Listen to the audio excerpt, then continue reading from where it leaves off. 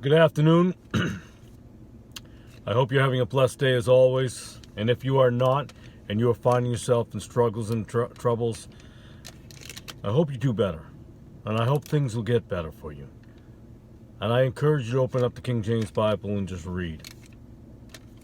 I can't heal you the way that Bible can. I can lay hands upon you with others, but the Bible is all the answers you'll ever need. I felt I should tell you that. I don't know why. I just follow what I'm being told to say. I want to talk about the banks. No, not the bailouts. I suggest that whatever money you have, if you can pull this off, take your money out of the bank. As soon as it goes in, whenever you get these unemployment checks or these stimulus checks, which will be rolling on and on. Remember, you're just getting bought. That's all you are. You're just being purchased for your vote. And not only that, just a vote, and that's just a very minor thing. The system is going into place. Now, I've already said this coronavirus was a beginning. We are on the verge of something massive. But have no fear, though. Before it gets too bad, remember this. The Lord will take us away. We're going to be delivered from all of this. Now, it doesn't mean go quit your job if you have one today. Doesn't mean I'm not paying any bills because the Lord's coming. The Bible doesn't say that either. Give to Caesar what belongs to Caesar, and give unto God what belongs to God. I don't have a dollar bill on me today. I have this receipt. I used to teach kids in the inner city. I used to run the in-house room, in-house detention. I spent a lot of time there when I was in high school. And when I try to teach them, because they're ignorant because they have not been told. I used to explain to them all these welfare checks and all this stuff. That's all going to go away. One day they're going to rip that carpet out from underneath you, man. It's a matter of time. I used to tell people, imagine this is a house. And this is a house. Now, I used to support buying silver. I was never a big fan of gold. I think silver was always a much more tangible idea for getting by. And I'll get into why I'm gone a different direction from that. I used to say, when a fire comes, that's gone. That's gone. Well, now it's on the floor, and if my wife sees it, she goes, will you clean your truck? I love my wife. She's fantastic. But then you have this. It'll be burned a little, but it's still worth something. It's still valuable. It's still usable.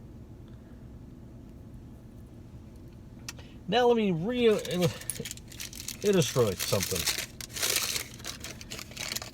Here's another receipt. I'm full of receipts today. I got a post office receipt here. Now imagine, this is the world. This is the world out there. This is the world that is not following Christ. And this is you. Without the Lord, your life ends up meaning nothing, because the government and everyone around just going to rip this apart. It's going to... I can't rip this apart because it's my post office receipt and I need it. But rip it to shreds, because that's what the world's going to do to you. The government's going to do to you. Now this, it's going to get dinged up. You're going to get dinged up. You're going to get banged up. You might get a little bent slightly. But you are still more valuable. You have a purpose. You have a meaning. And the Lord can use you for such greatness. So be this quarter. Well, you're worth more than a quarter. But be this quarter. And not that dollar bill that means nothing. That can be burned and just done. You're the quarter, my friend. The Lord can do amazing things in your life. And He can use you to do amazing things. Rely upon the Lord and all will be well. All will be well. Yes, the world will be lost. And all this burning going down. All this stuff. I'm not saying don't stand up for your rights. I'm not saying that. But get your money out of the bank. It's going to disappear. It's going to be gone. And I've said a long time ago, your money in the digital makes no sense. I've always been against online banking. I've always been opposed to it. But it's easy. It's easy, Steve. You can just you pay your bank. I know how convenient it is. Until it's not. Let me give you one example. A cable company I used to have, Frontier, kept on arguing that I didn't pay them. I gave them the receipts from my bank saying I did. But they said they never got it.